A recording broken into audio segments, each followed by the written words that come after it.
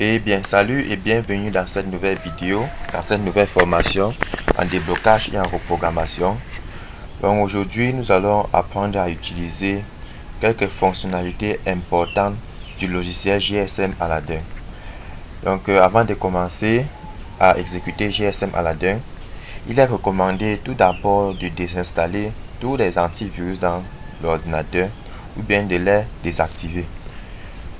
Bon, de mon côté, je n'ai installé aucun antivirus à part l'antivirus par défaut de Windows qui s'appelle Windows Defender, dont nous allons le désactiver.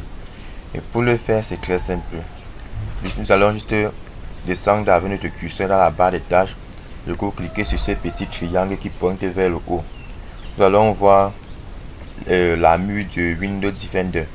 Nous double-cliquons dessus pour le désactiver. Une fois que la fenêtre de Windows Defender est ouverte comme ceci, nous allons aller en haut à gauche, cliquer encore sur la mue de nouveau.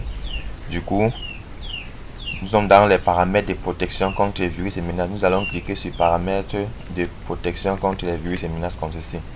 Une fois que nous allons cliquer, rassurez-vous que la protection en temps réel est désactivée.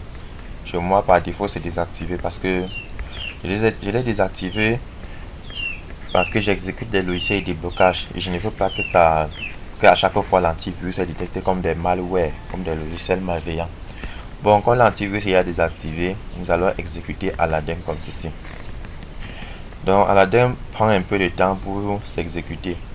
Et je rappelle, j'ai fait une vidéo sur comment installer GSM Aladdin. C'est là une vidéo précédente dans la chaîne YouTube. Donc n'hésitez pas d'aller vérifier ma chaîne Le Code Everest officiel. Vous verrez la vidéo. Bon, quand vous exécutez Aladdin, ça vient comme ceci. Dans une tête de chat, vous cliquez sur Run Bypass pour lancer le programme en question. Bon, nous allons patienter quelques secondes. Ok, une fois que l'interface du logiciel s'ouvre comme ceci. Bon, nous allons cliquer premièrement sur Connect pour connecter le logiciel au système, donc pour créer une synchronisation. Voilà, quand nous allons cliquer là, vous allez voir un peu ces informations s'afficher. Le cannot find dongle, etc. Ce n'est pas un problème. Donc ne prenez pas ce message comme un problème. C'est normal que ça affiche ça parce que nous utilisons uniquement le logiciel. Bon, étant donné que notre bouton Start et Stop s'est déjà affiché, ce que nous allons maintenant faire, nous allons regarder, donc apprendre à utiliser quelques options importantes, quelques fonctionnalités importantes de ces onglets en haut là. Donc, première des choses, nous allons commencer par parler de la fonctionnalité médiathèque. L'onglet médiathèque. Médiathèque, c'est un processeur, donc un CPU.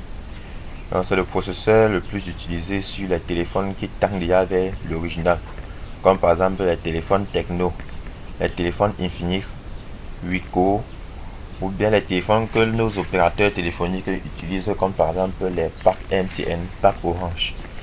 Donc bon, en tout cas, pour connaître que notre téléphone est médiathèque, c'est très simple. Il faudra d'abord se rassurer que vous avez d'abord installé tous les pilotes nécessaires. Donc vous avez installé le pack Miracle Driver. Ensuite, vous avez aussi installé quelques pilotes que vous avez eu à télécharger sur internet. Bon, de notre côté, nous avons installé uniquement le Miracle Driver. Donc pour connaître si notre téléphone est médiathèque, par exemple ici sur moi j'ai un téléphone Itel S31. Donc pour connaître que c'est médiathèque, c'est très simple. Il suffit juste de cocher l'option info. Quand vous cochez info, ça va signaler c'est pour dire au logiciel que vous voulez avoir juste les informations du téléphone. Quand vous cochez déjà info comme ceci, vous rassurez que vous avez laissé le modèle option doit être sur auto detect. Donc c'est-à-dire ça va détecter automatiquement le chipset. Une fois que c'est sur option et sur auto detect comme ceci, vous cliquez sur start. Du coup, il faut ouvrir aussi le gestionnaire des périphériques Windows. Le gestionnaire des périphériques, c'est l'utilitaire qui permet de voir le comportement d'un pilote ou bien d'un périphérique lorsqu'on connecte à la machine. Donc, c'est souvent important de travailler avec le gestionnaire des périphériques. Donc, quand vous avez à lancer le logiciel comme ceci, vous partez, vous exécutez le gestionnaire. Vous faites le clic droit sur l'icône ordinateur dans ce PC. Vous cliquez comme ceci, clic droit. Vous allez voir le bouton gérer. Si ce n'est pas le cas chez vous, vous double-cliquez comme ceci. Vous ouvrez d'abord le poste de travail. À ce niveau, vous partez sur l'icône ce PC ou bien ordinateur, ça dépend de la version de votre système d'exploitation. Vous faites le clic droit dessus comme ceci, vous cliquez sur gérer. Du coup, le gestionnaire de l'ordinateur va s'afficher et nous allons nous rendre dans le gestionnaire des périphériques. En attendant, nous allons nous rendre dans le gestionnaire des périphériques. C'est ici qu'on regarde le comportement d'un logiciel ou bien d'un pilote. C'est ici qu'on voit si un pilote s'est installé correctement, s'il y a eu un souci, s'il y a eu si peut-être un pilote est corrompu, ou bien c'est non signé, ou bien c'est mal installé, ou bien si ce n'est pas installé. C'est ici que nous voyons le comportement. À ce niveau, mon Aladdin s'est fermé brusquement. Je vais encore l'exécuter de nouveau. Et pour cela, notre gestionnaire périphérique, il veut le mettre de côté. Parce que vous voyez souvent quand vous connectez le téléphone, parfois Windows vous dit que périphérique est inconnu. C'est juste parce que le gestionnaire périphérique ici n'a pas pu reconnaître le périphérique. Donc ça pas ici que nous on interprète le résultat. Bon, je vais dire il fallait aller dans médiathèque, ensuite on coche info et on clique sur connect et sur start. Quand le logiciel dit il y a que scanning mobile USB port, ça termine comme ça la connexion du téléphone. Ce que vous allez à faire, c'est de prendre le téléphone Android que vous voulez connecter. Vous éteignez d'abord le téléphone, vous enlevez la batterie du téléphone, vous remettez, donc c'est possible. Mais il faut que le téléphone soit éteint. Une fois que le téléphone est éteint, vous prenez le câble USB dans le cordon, vous connectez sur le téléphone quand vous mettez en charge. Il ne faut appuyer aucune touche sur le téléphone, choquez simplement quand vous mettez en charge. Du coup, vous allez voir les informations s'afficher. Bon, moi de mon côté, je vais connecter maintenant. Ok. Ok, regardez le gestionnaire périphérique, ça a signalé. Oui, c'est pour dire que ça a déjà reconnu mon téléphone. Mais le problème c'est que le logiciel n'a pas détecté, donc nous allons reprendre l'opération. Donc nous allons d'abord arrêter le processus que nous avons lancé. On va cliquer sur stop, on va encore cliquer sur start de nouveau. Du coup on enlève la batterie, on remet. Parce que si je n'enlève pas la batterie, je remets, c'est que la machine ne doit pas encore détecter. Ça va déranger pour détecter le téléphone. Donc je reconnecte.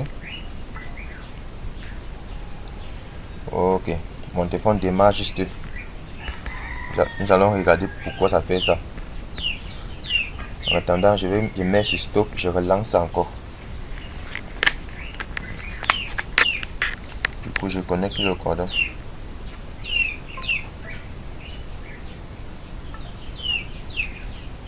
Le problème vient de mon câble USB. J'ai un câble c'est comme s'il y a un de ces dents là qui ne marche plus bien. Ça vient de mon câble.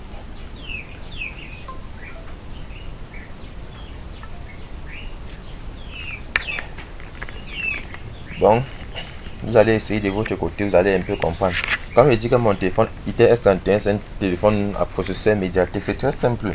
À partir de Google, vous pouvez connaître. Bon, moi par exemple, je vais ouvrir mon navigateur Google.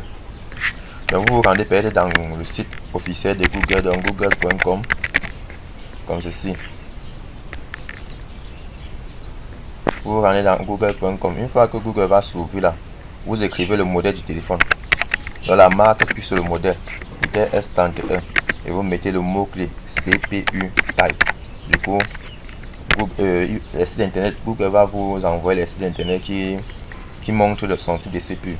Par exemple, regardez déjà ici où on parle de ITS31 dans le site aboutdevice.com. Ici, on me signale déjà que ITS ça utilise un Mediatek 6580. Vous voyez déjà. Donc, même ici là, il met info, on me signale que ITS31 ça utilise le processeur 6572. Bon, si je clique sur ce site déjà, automatiquement je dois voir son processeur. C'est comme ça qu'on fait pour reconnaître l'email des téléphones. Donc on passe sur internet, on se sert juste de Google pour rechercher. Là c'est la ITEL dont je suis en déconnecté. À ce niveau maintenant vous allez voir où on va parler de. Vous allez bien regarder. On va parler de. Vous allez voir une place qu'on a. Après on parle de médiathèque introduisez gens. C'est à mesure qu'on va fouiller, on va voir.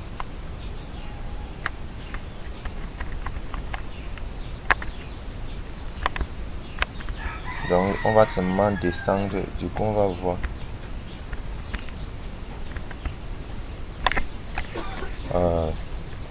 Mais sinon dans la description ils ont précisé que c'est une médiathèque. Donc lorsqu'on voit déjà comme ça, ça nous donne déjà une idée. Mais en tout cas, nous, quand on voit déjà, comme je vois déjà un processeur qui tourne sur Cortex en utilisant, en utilisant un carte graphique Mali, dans un GPU Mali, là automatiquement on connaît que c'est un Mediatek. Parce que si c'était un Snapdragon, ça devait être différent. Les Snapdragons sont un peu différents. Bon, j'espère que vous avez un peu vu la procédure. Il y a plusieurs procédures de détection, mais nous n'allons pas expliquer tout ça maintenant. Il y a plusieurs procédures. D'autres procédures seulement c'est de se rendre dans le site de vente en ligne ici là, qui s'appelle Flickr comme ceci. C'est un site de vente en ligne, c'est un site de vente indien. Quand vous vous connectez, vous écrivez seulement le nom du téléphone et le nom du téléphone et la marque du téléphone et son modèle. Du coup, vous avez son processeur. Par exemple, de mon côté, si je viens seulement là, j'écris peut-être Camon, Techno, Camon et CX et valide. Du coup, j'aurai les informations sur la Techno ainsi que son processeur. Techno, Camon, CX se lance.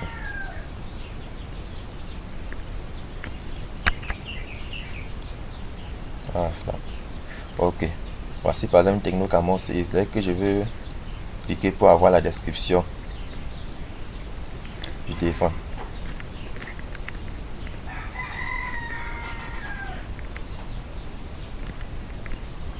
Une fois que nous allons bien vérifier un peu quelques de ces descriptions.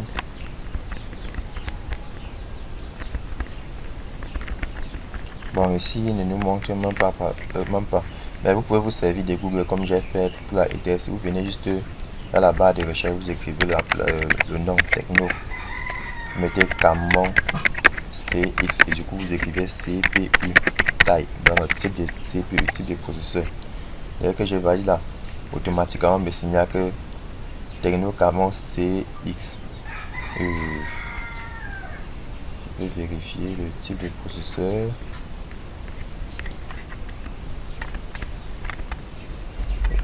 Processeur, ça tuait Mediatek.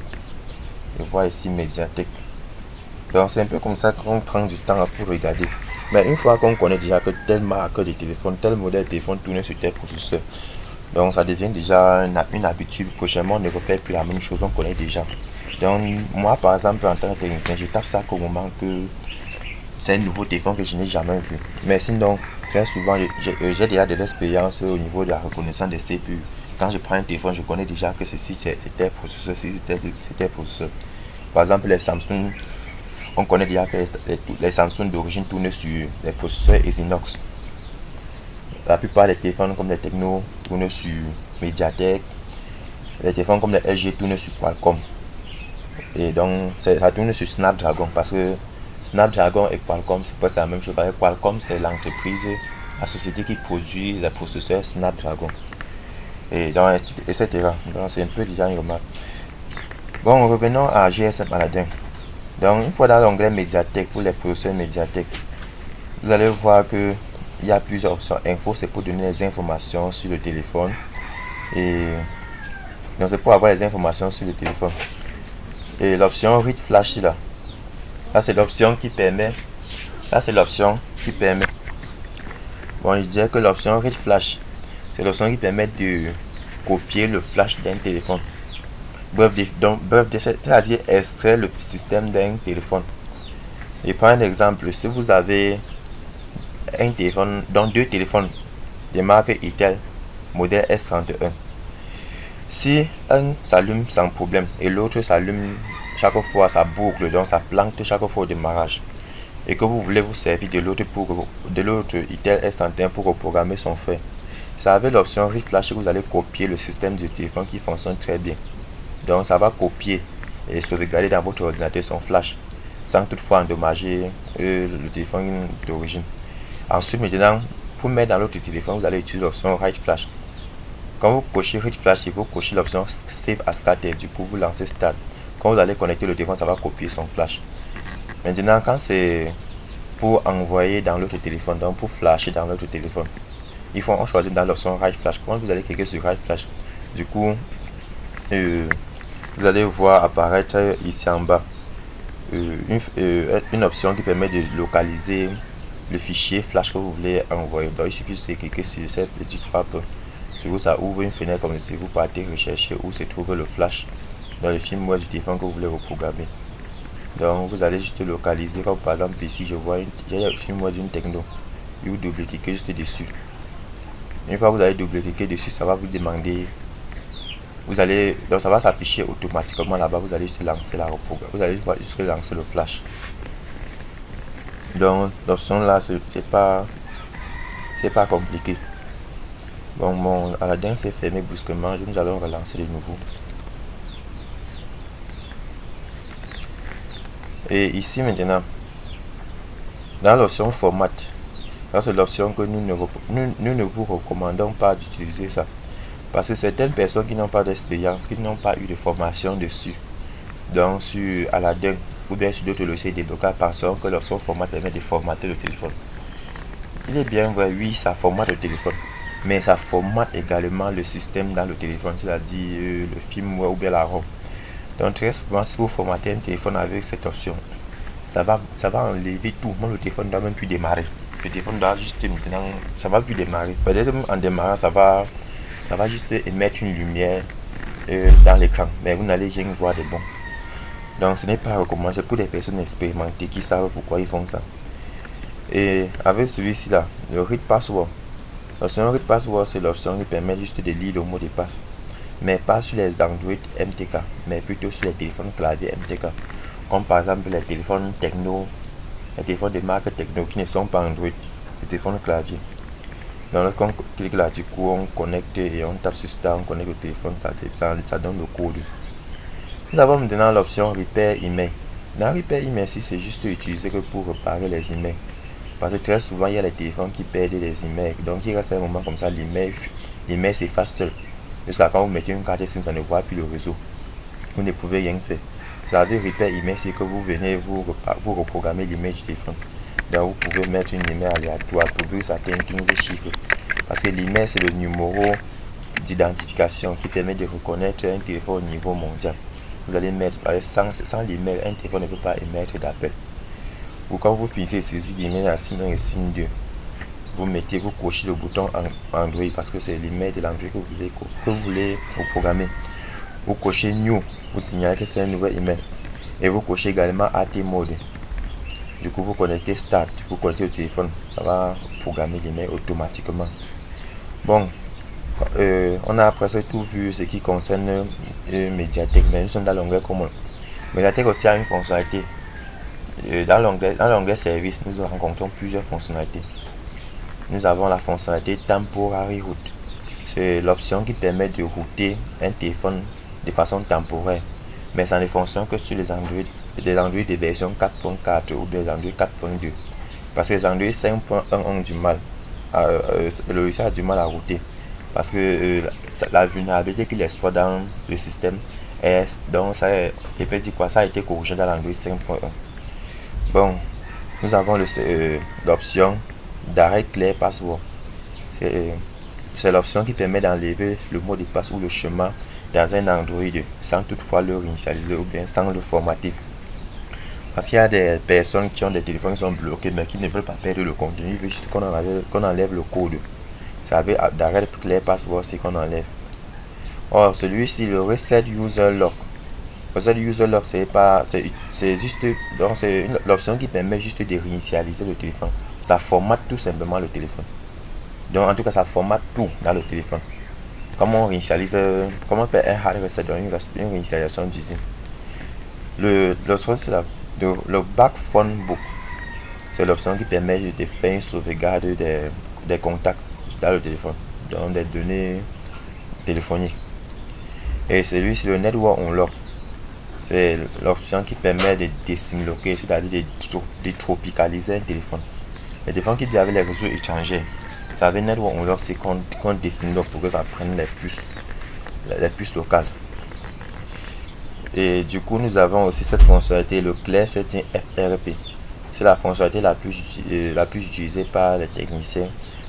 C'est avec cette option-ci que nous parvenons à bypasser le FRP.